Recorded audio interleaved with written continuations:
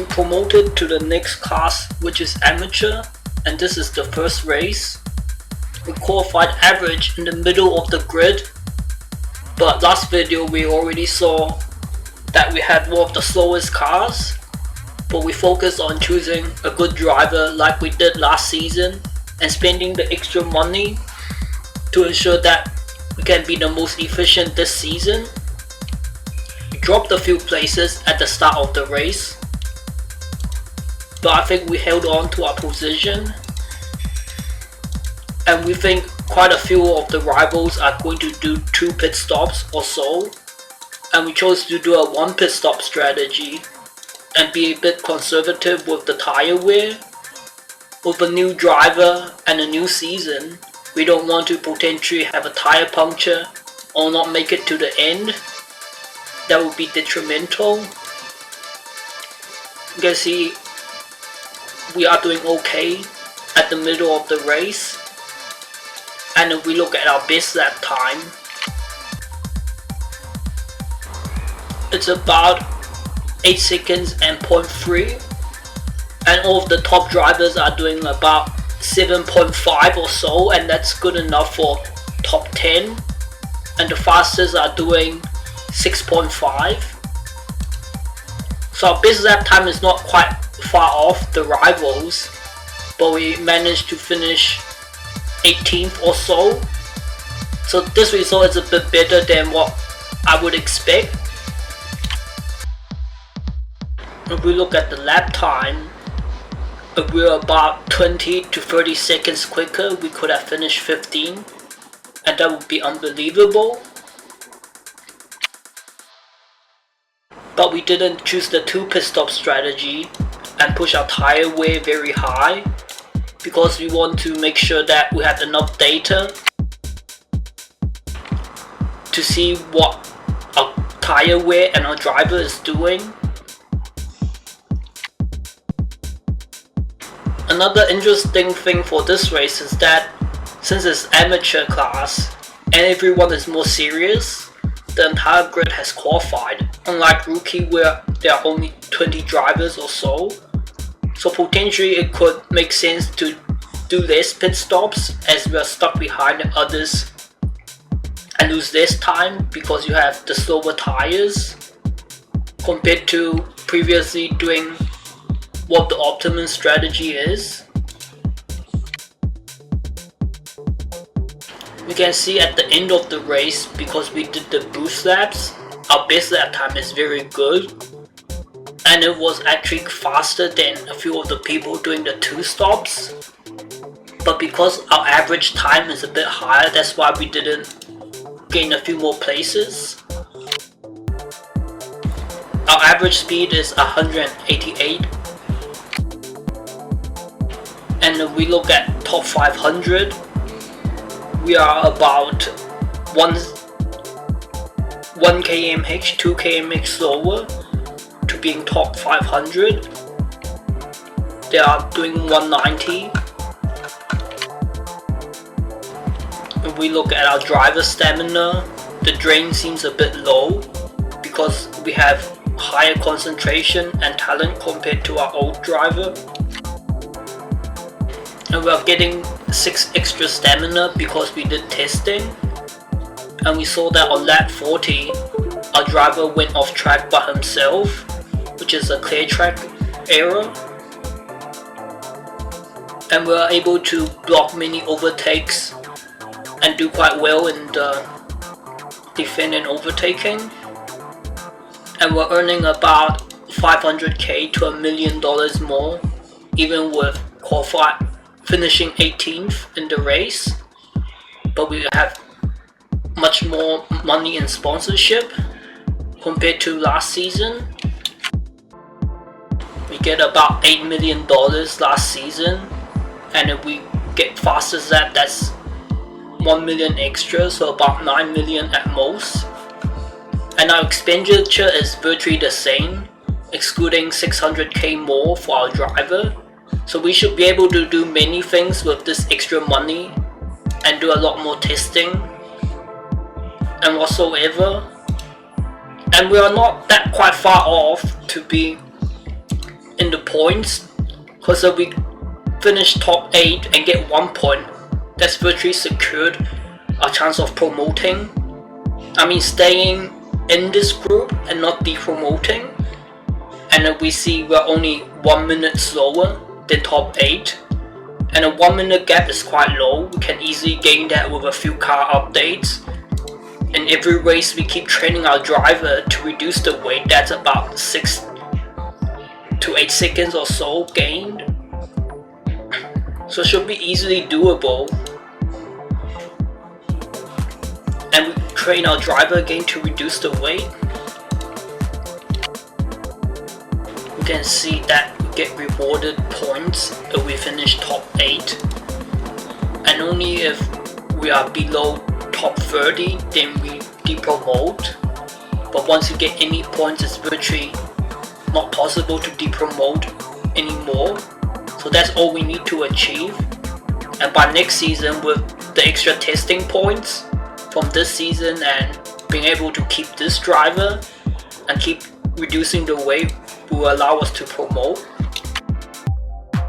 Copy the race results into my calculator tool, and you can see because we're doing the 1 pit stop, we saw a 1 point extra in the car wear. We didn't compensate for this, but this is expected because we're doing 1 pit stop.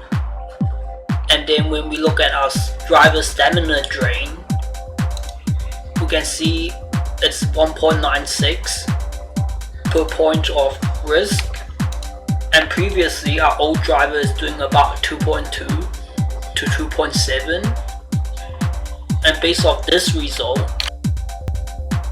we should be able to push our driver risk to 43 and drain only 85 points of stamina. When we looked at the risk driver takes compared to the clay track risk for our calculator tool, it's about a 1.1 to 1, about 0.95 to 0.105. And I have the results here, which I've calculated a bit. And we know that to have 1 extra point of car wear, we go from 28 to 37 clear track risk, and the next step is actually 42 CTR. So we can use 42 for our car wear calculation,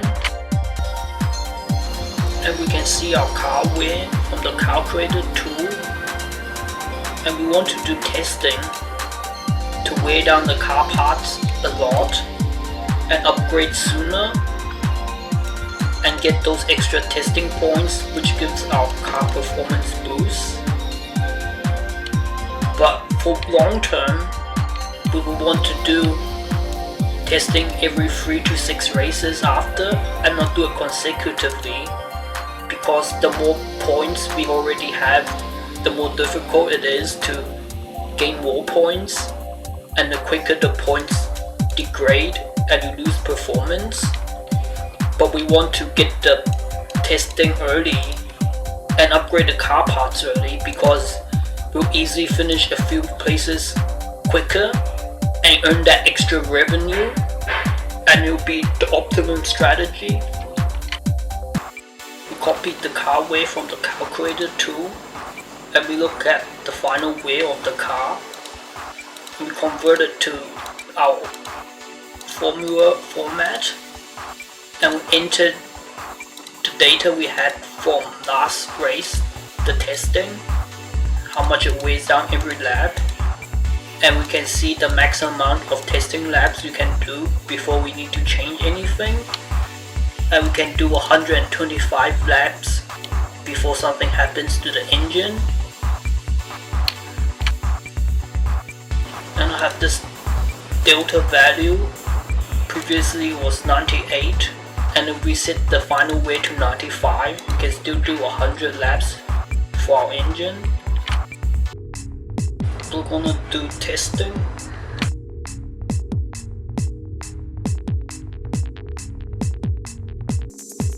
We then enter the wear values, And we got the new results for the car weight with 36 laps of testing. And we calculated the max laps we can do is 39.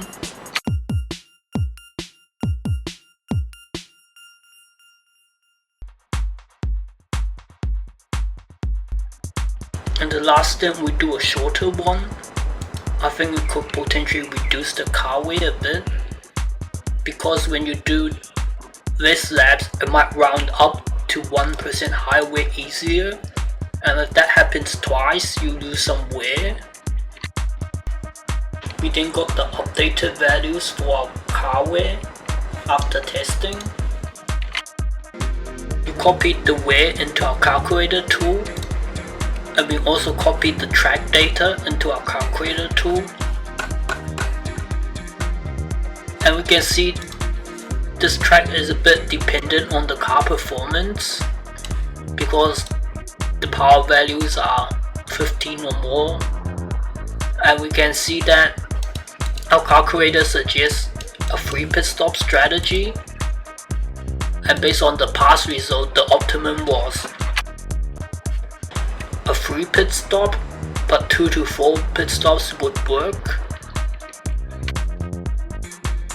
When we look at the lap times of the race we did, you can see that our car was going faster at the end of the race, so it still have a bit too much wear compensation, and I decided that I want to reduce by 10%. When we look at the tire wear of the race we just did, it's actually the same as the calculator tool before we applied our offset of 5%. You can see here is that 5% extra wear that we assume. But we know that some races the wear is lower than the calculator tool, and on average the maximum is about 5% more. You can see that we can't do extra soft and do free pit stops, but we can use the soft tires and do 2 free pit stops for this race. We entered the tire wear and applied this 5% offset. We entered the fuel required. If we look at tire wear, 13 laps will have too little left. So the max you want to do is 12. So we can do 12 and 11 laps and have 1 extra lap, but we need to make sure we're a bit liberal with the fuel and not get into rounding errors, otherwise we won't make it. We don't want to give 2 extra laps because it will be more than 3% of the race distance. We're gonna find the setup for the race, and Q1 is wet and the race is going to be dry.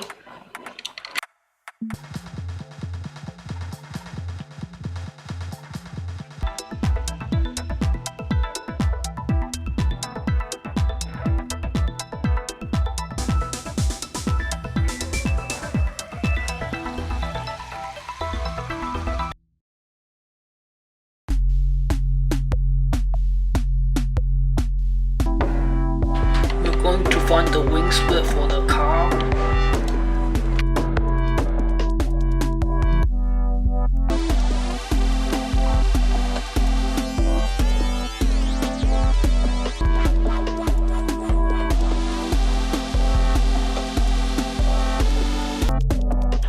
From lap 6 to lap 7 we subtracted 100 points. At lap 8 we added 50 points. And we can see 100 points is about 370, about same as half of this 340.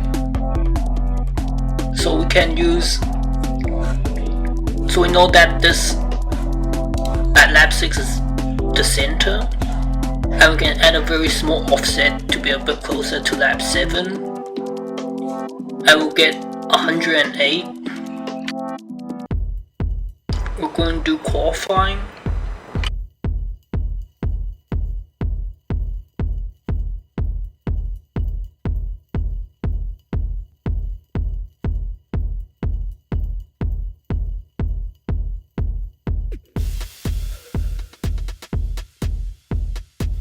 The low risk option was definitely the choice because we are less than 0.1 seconds slower than our best net time. Since last time we got it wrong, I put a bold letter for the temperature compensation as different for wet and Q2. So you have to go to the Q2 which is wet, which is over here. And you can see there's 6 degrees difference. We entered this and we entered the fuel required.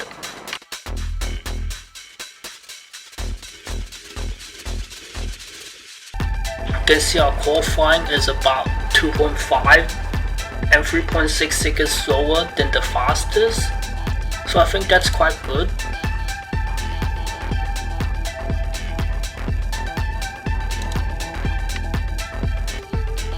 We qualified top 370 out of 820 qualified, while last time we qualified we were like the bottom 20%.